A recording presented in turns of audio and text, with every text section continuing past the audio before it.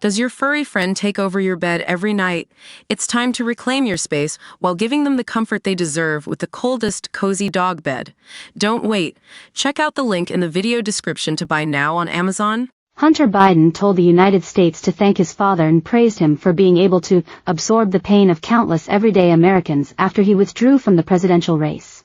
The 54-year-old first son was spotted near his home in Los Angeles over the weekend before his dad made the extraordinary decision to step aside and endorse Kamala Harris to take on Donald Trump in the November general election. That unconditional love has been his North Star as a president and as a parent. He is unique in public life today, in that there is no distance between Joe Biden the man and Joe Biden the public servant of the last 54 years, Hunter said in a statement on Sunday night. He is unique in public life today, in that there is no distance between Joe Biden the man and Joe Biden the public servant of the last 54 years. I'm so lucky every night I get to tell him I love him, and to thank him. I ask all American to join me tonight in doing the same. Thank you, Mr. President. I love you, Dad. President Biden offered his endorsement to his running mate, Kamala Harris, after his exit. His move throws the presidential race into chaos, but leaves time for Democrats to get their house in order before their August convention. Hunter and his father speak on the phone, and in the weeks since the disastrous debate he has been seen in meetings in the White House and with the president's inner circle.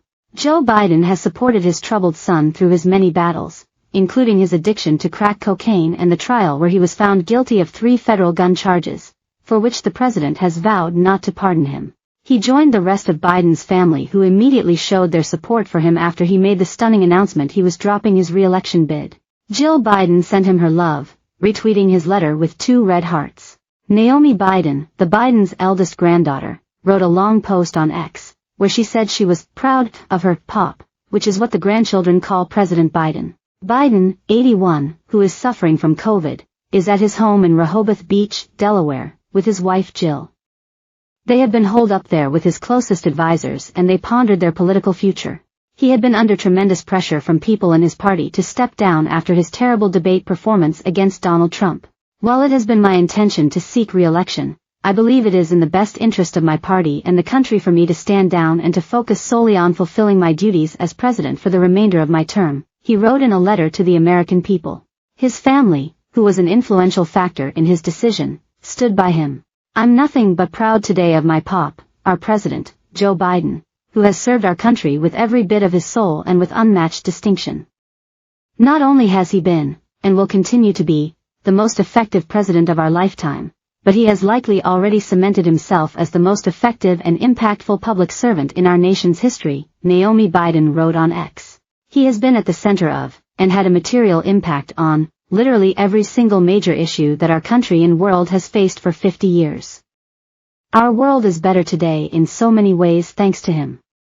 To the Americans who have always had his back, keep the faith. He will always have ours. Joe Biden endorsed his Vice President Kamala Harris to replace him as the nominee. The Democrats will nominate their candidate at their convention next month.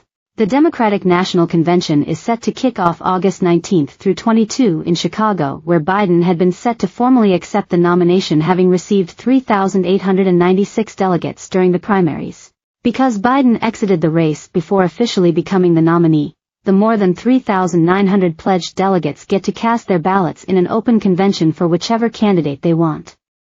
They may line up behind Harris, who, because of federal law, is the only candidate that can use the money Biden has raised for the 2024 race.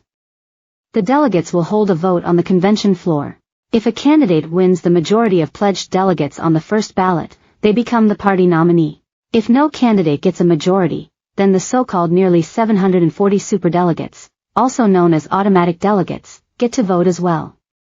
They include a mix of Part